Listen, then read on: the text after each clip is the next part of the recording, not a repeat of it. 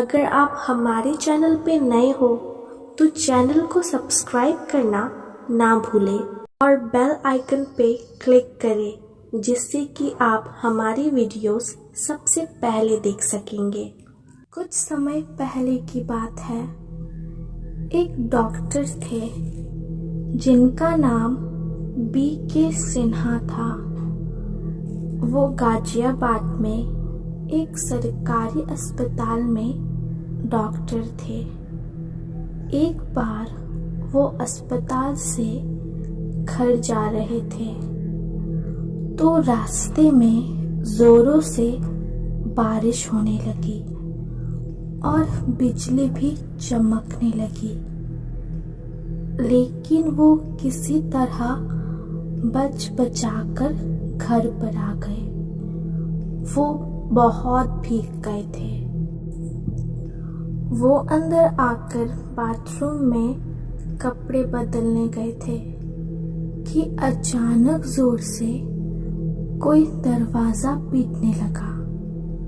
तब उनकी पत्नी ने दरवाजा खोला कि देखो बाहर कौन आया है। उसने जैसे ही दरवाजा खोला तो बाहर 20 या 21 साल की लड़की खड़ी थी। वो जोर जोर से रो रही थी और बोली कि डॉक्टर साहब को बुलाओ, मेरे पिताजी की हालत बहुत खराब है, जल्दी से चलकर उन्हें देख ले, उनकी हालत बहुत गंभीर है। डॉक्टर की पत्नी ने बोला, बेटी बैठो, वो कपड़ा बदलकर यहीं पर आ रहे हैं। लड़की ने बोला, मुझे बैठने का समय नहीं है, डॉक्टर साहब को जल्दी से बुलाओ। इतने में डॉक्टर साहब शर्ट की बटन बंद करते हुए बाहर आंगन में आ गए तो लड़की ने झट से पांव पकड़ लिया और बोली, डॉक्टर साहब आप मेरे पिताजी को बचा लीजिए वरना वो मर जाएंगे। डॉक्टर ने बोला कि इतनी रात में मैं घर से बाहर नहीं निकलता। अब तो मानो लड़की सुन्न सी हो गई। तब डॉक्टर ने बोला, चलो चलता हूँ। लड़की ने झट से डॉक्टर का बैग उठा लिया। डॉक्टर ने अपनी कार निकाली और लड़की को बैठने का इशारा किया।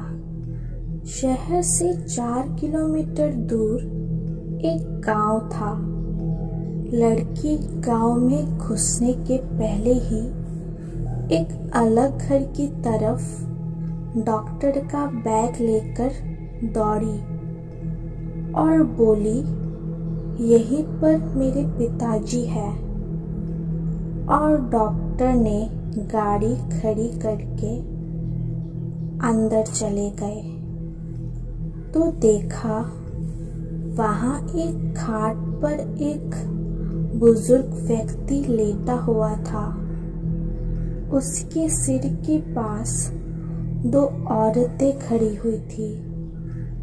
डॉक्टर ने उस बुजुर्ग की कलाई की नस पकड़ी तो डॉक्टर को बर्फ जैसी ठंडी लग रही थी, मानो इस व्यक्ति के प्राण पखेरु कब के उड़ गए हैं।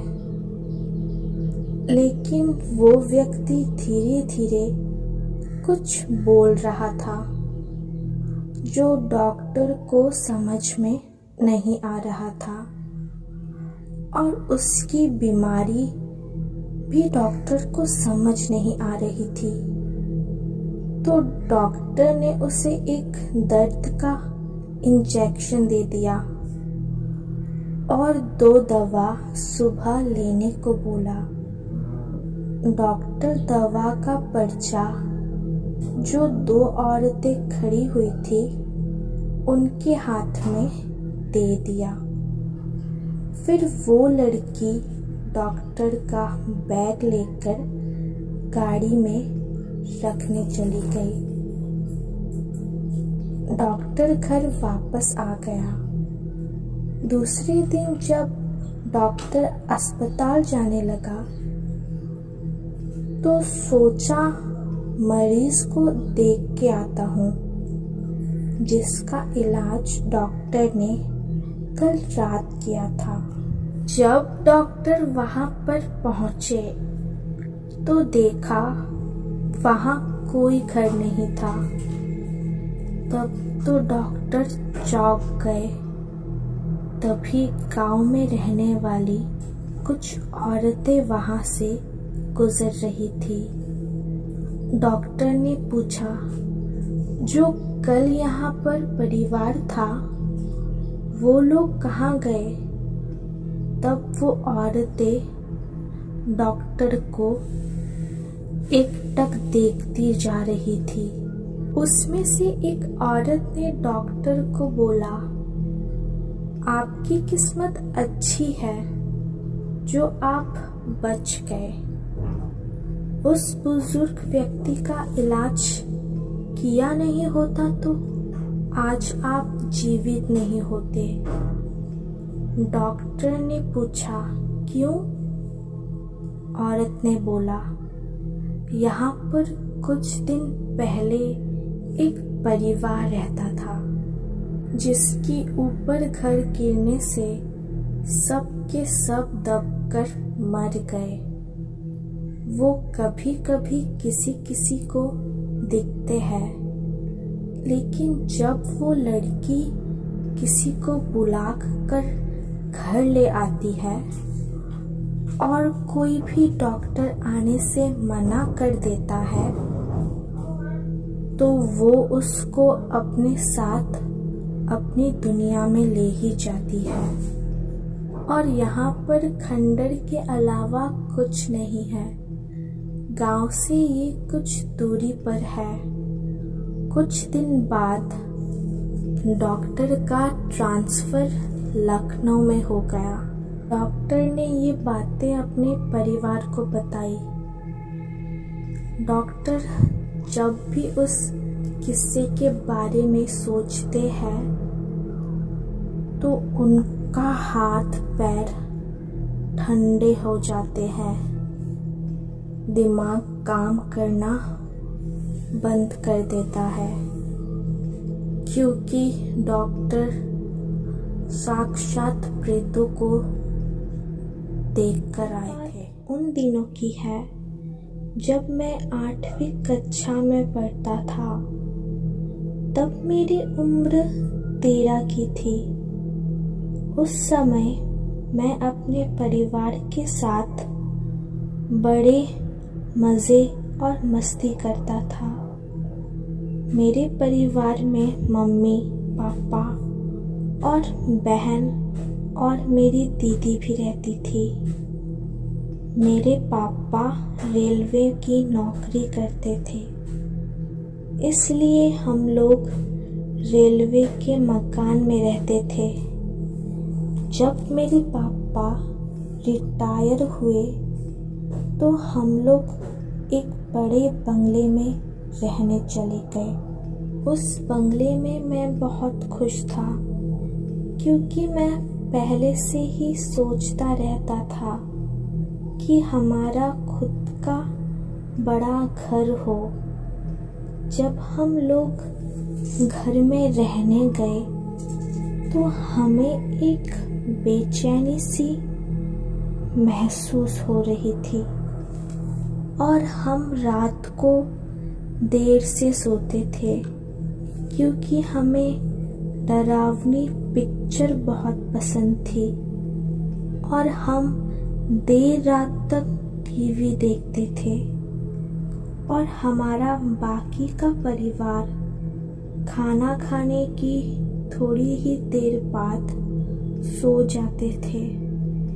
एक दिन की बात है, जब मैं रात में 11:30 बजे टीवी देख रहा था, तब मुझे लगा कि बाहर से कोई आवाज़ आ रही है। मैंने सोचा मम्मी या पापा पानी लेने के लिए उठे होंगे, वहीं से आवाज आ रही होगी।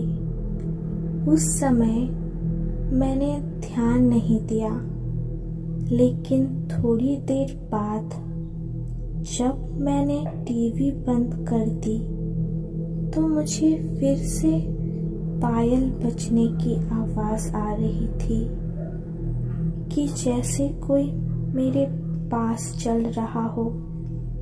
मैंने देखा तो कोई नहीं दिख रहा था, तो मेरे पैर थर थर कांपने लगे और मेरे होश उड़ गए। ये आवाज कैसी आवाज है? तभी पायल की आवाज बंद हो गई। थोड़ी देर बाद आवाज फिर से आने लगी तो मेरा दिल जोर जोर से धड़कने लगा, मानो मेरा दिल बाहर आ जाएगा। मैंने सोचा कि मैं ये बात सबको बता दूं। जब मैं हिम्मत जुटा के दरवाजा खोला तो वो मेरे पास बजने लगा, लेकिन वहां पर कोई नहीं दिखा। तो मैं किसी तरह मम्मी के कमरे में पहुंचा और सारी बातें मम्मी पापा को बता दी। मेरे पापा मानने को तैयार ही नहीं थे कि मैं सच बोल रहा हूँ, क्योंकि उनको जोर से नींद आ रही थी और वो थोड़े नींद में भी थे। यहाँ तक कि कोई मेरा बातों को ध्यान नहीं दे रहा था। तो मैंने सोचा कि आज रात मैं मम्मी पापा के साथ सो जाता हूँ। ऐसा करते करते करीब 8 या 9 दिन बीत गए। तभी वो आवाज फिर से आने लगी, लेकिन वो मेरे सिवाय किसी और को सुनाई ही नहीं देती थी। और अब तो वो आवाज चाहे जब आने लगी, लेकिन मेरे साथ कुछ गलत नहीं हुआ और मेरे पापा ने वो बंगला ही बदल दिया और हम लोग फ्लैट में रहने चले गए। हमारी बात उस बंगले में हमारे जान पहचान वाले लोग रहने लगे। उनका छोटा बेटा हमारा बड़ा अच्छा मित्र था। एक बार वो हमसे मिलने हमारे घर आया और हमसे पूछने लगा कि एक बात मैं तुमसे पूछ रहा हूँ, सच सच बताना कि उस घर में कभी तुमने किसी के चलने या फिर पायल बजाने की आवाज सुनी थी? तब तो हमें पक्का यकीन हो गया कि उस घर में कुछ तो था और मैंने फिर से अपने परिवार को बताया। तब उन लोगों ने हमारी बातों पर यकीन किया कि अब मैं सच बोल रहा हूँ। और जो लोग वहाँ पर रहते थे उन लोगों ने उस घर में पूजा पाठ कराया। तो पता चला कि यहाँ पर 7 औरतों ने एक साथ फांसी लगा ली थी और ये उनकी आत्मा थी। आज मैं करीब 70 साल का हो गया, फिर भी उस घर में जाने से मेरे रोंगटे खड़े हो जाते हैं और उस घर की बात सुनकर मैं आज भी बहुत डर जाता हूँ। एक बार की बात है, तब हम लोग 12वीं कक्षा में पढ़ते थे। मेरा नाम ममता और मेरी खास सहेलियां भी थी, जिनका नाम रीता और सुनीता था। दोनों एक दूसरे के साथ हमेशा खुश रहती थी। एक दिन की बात है, जब रीता की शादी तय हो गई। सभी सहेलियां को बोला कि तुम सब मेरी शादी में ज़रूर आना। हमें आज भी याद है कि रीता की हल्दी मेहंदी हो गई थी और सोमवार को उसकी बारात आने वाली थी। तब हम मिलकर रीता की शादी में उसके घर गए थे और उसकी पक्की सहेली सुनीता भी आई थी। रीता सजी सवरी बैठी थी। उसको तो बारात आने का ही इंतज़ार था, और होता भी क्यों नहीं। उसका तो राजकुमार घोड़े पर चढ़कर आने वाला था और खुशी का माहौल था। हम लोग भी नाच गा रहे थे और रीता के साथ हंसी मजाक भी कर रहे थे। आखिर वो घड़ी आ ही गई। रीता शादी करके सुबह अपने ससुराल जाने वाली थी।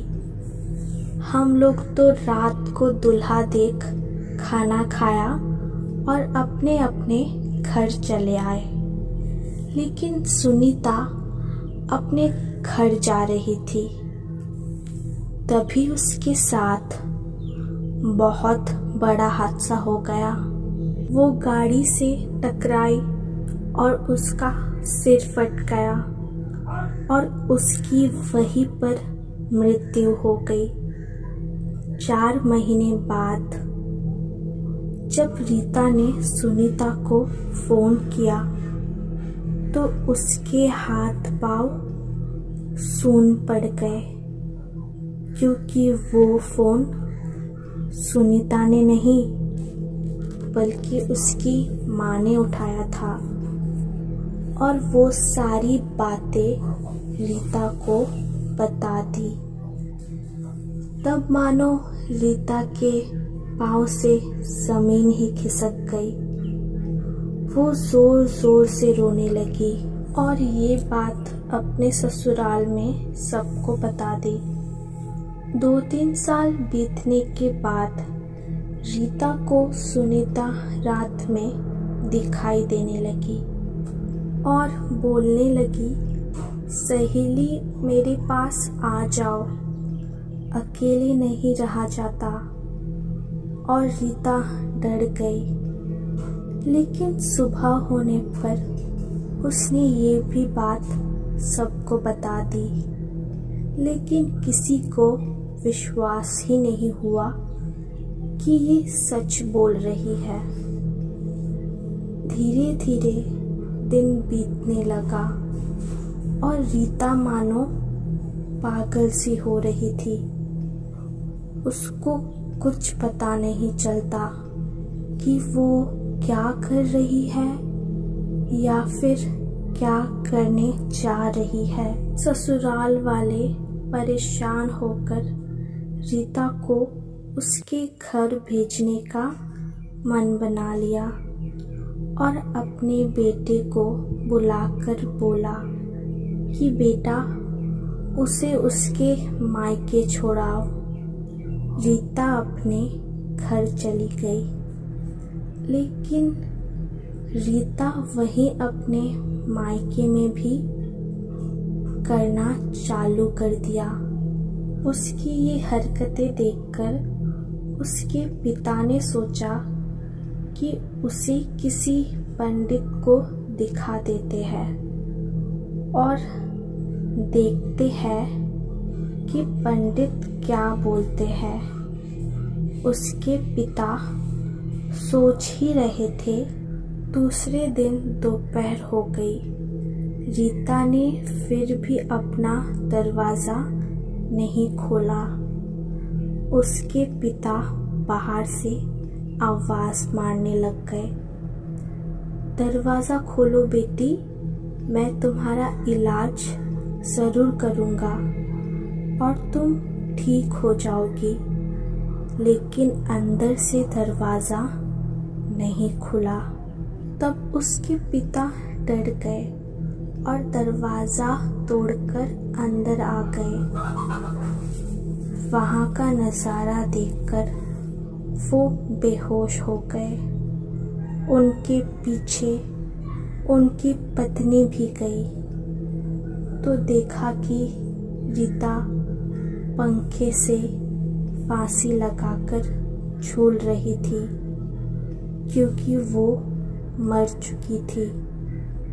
तब उसकी माँ समझ गई कि मेरी बेटी सच बोल रही थी। आज उसकी सहेली सुनीता ने उसे बुला ही लिया। आखिर सुनीता मेरी बेटी को लेकर चली ही गई। भानगढ़ से 2 किलोमीटर दूर एक छोटा सा गांव था, राजगढ़।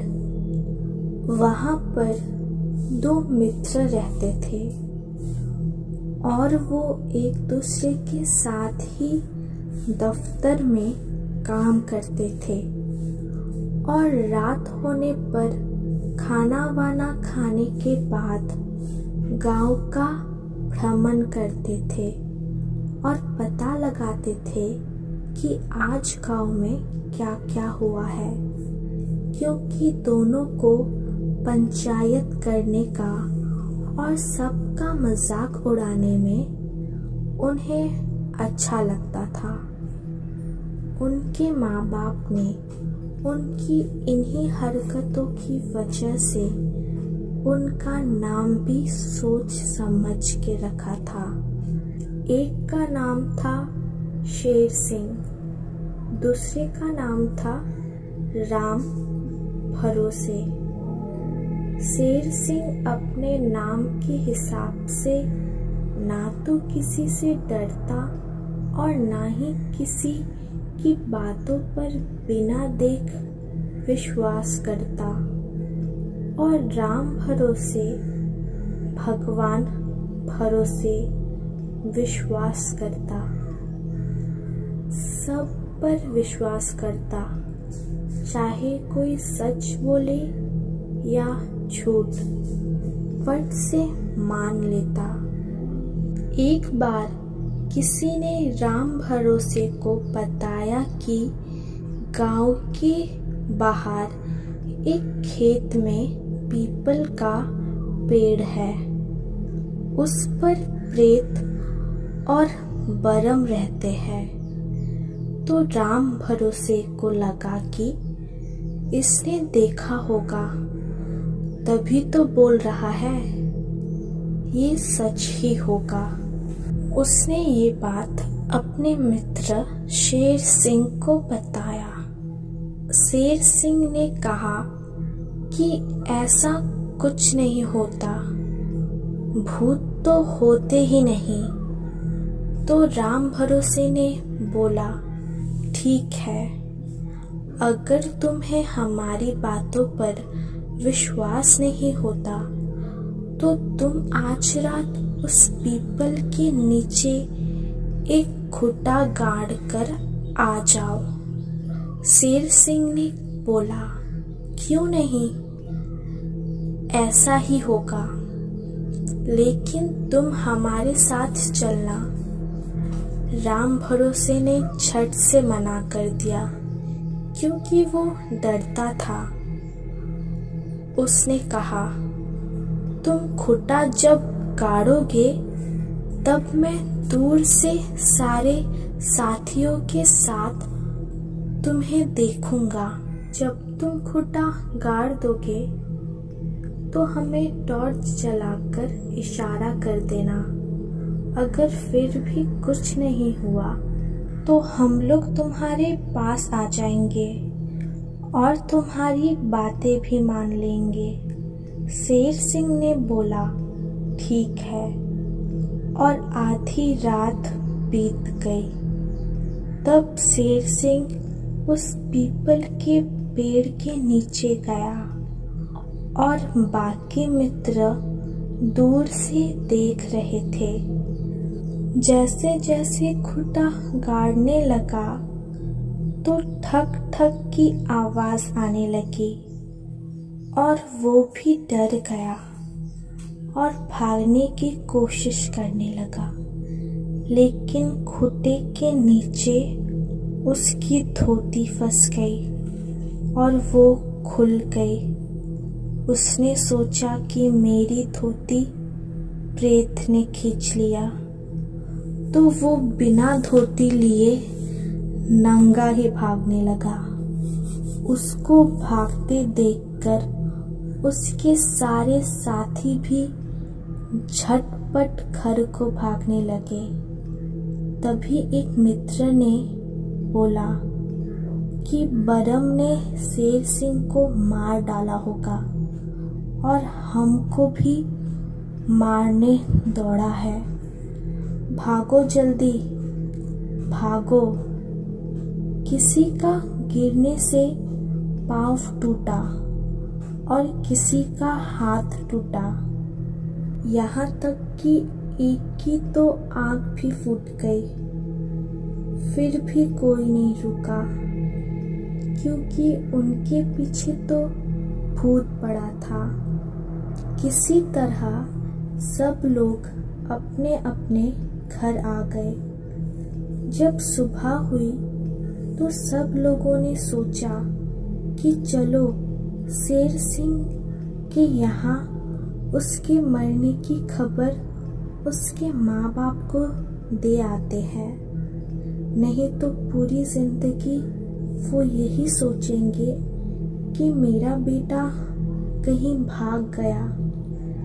जब सारे मित्र मिलके उसके घर पहुंचे तो सबने देखा कि शेर सिंह के 2 दांत टूट गए थे। सिर पर काफी गहरी चोट आई थी।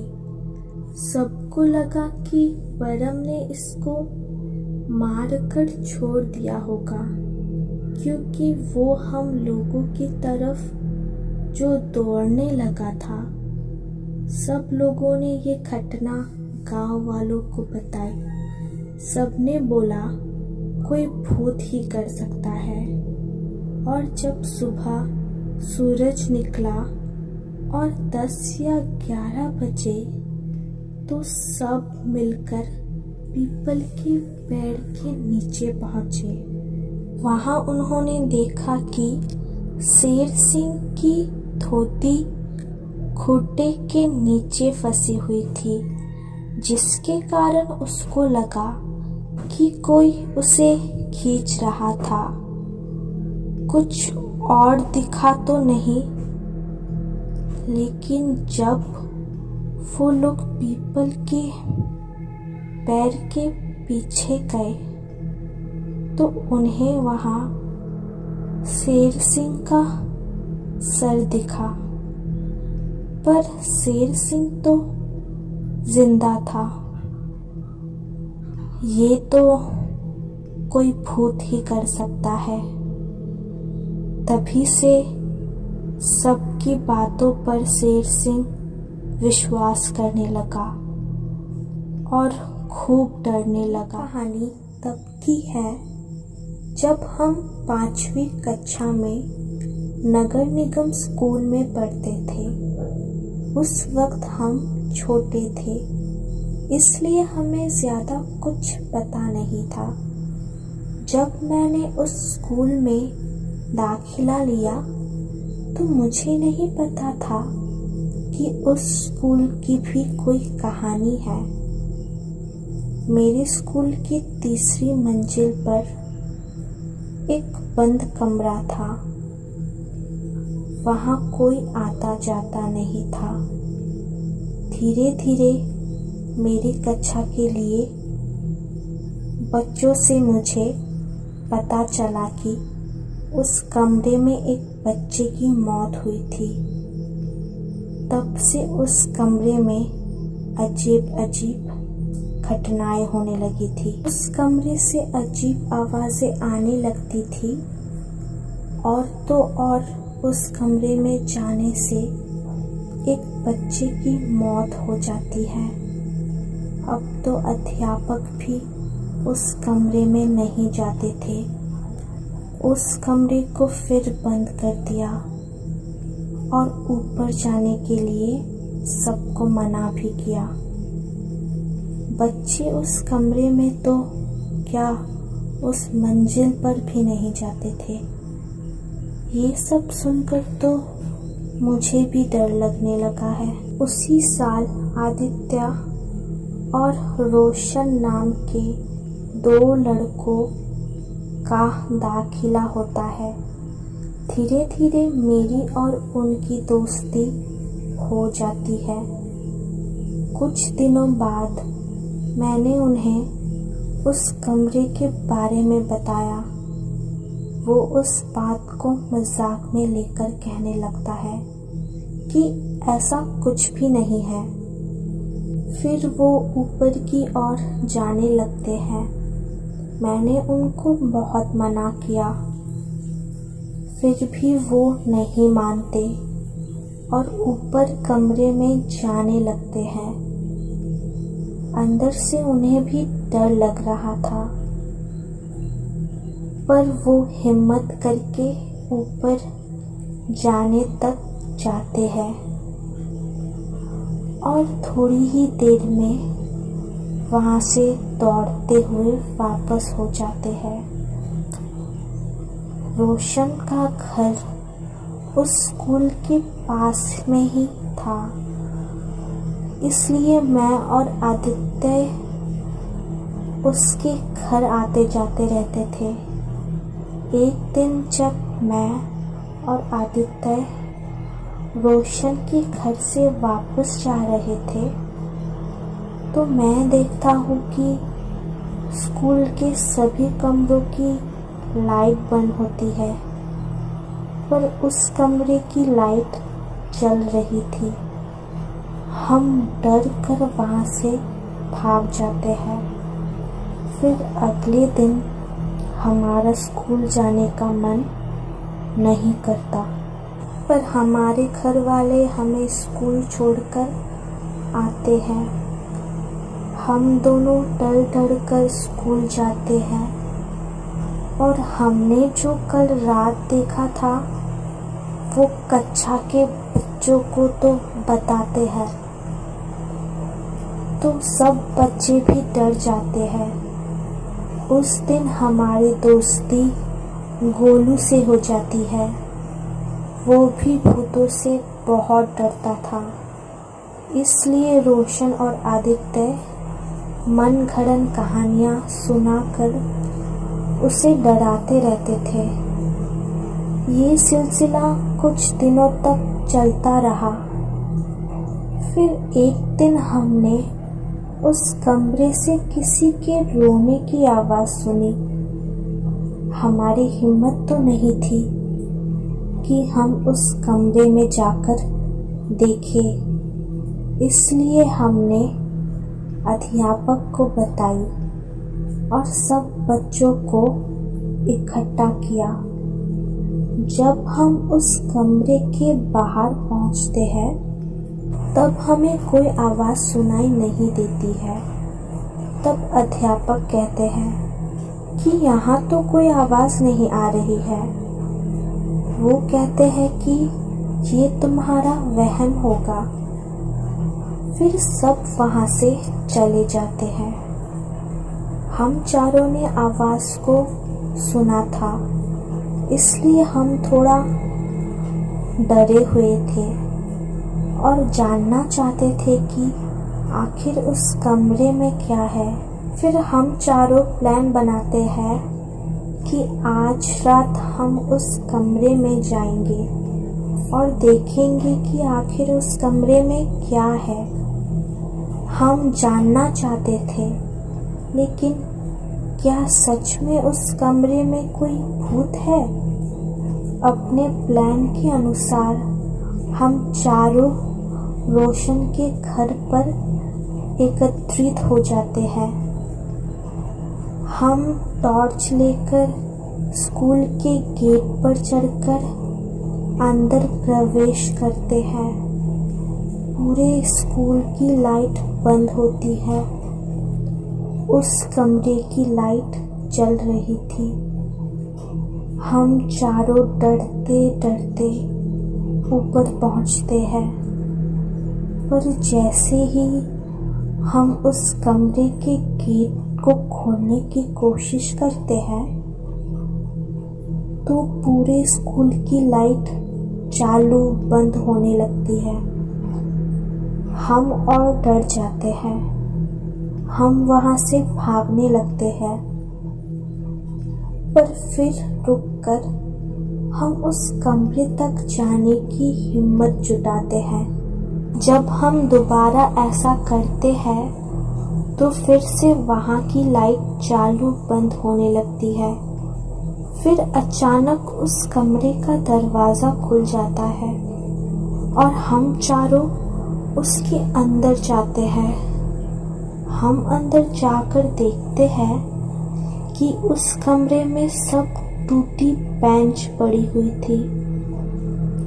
वहाँ उस कमरे की लाइट बंद हो चुकी थी, इसलिए हम अपनी अपनी टॉर्च जलाते हैं।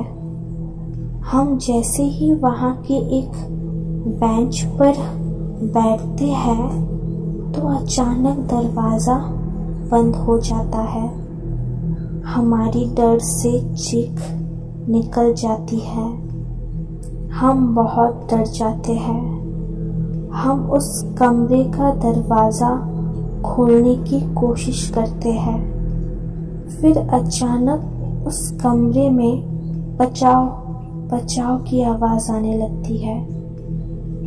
हम सब चीखते हैं, दरवाजे को खोलने की कोशिश करते हैं, पर वो नहीं खुलता। हम और डर जाते हैं। कुछ देर बाद आवाज़ें आने बंद हो जाती है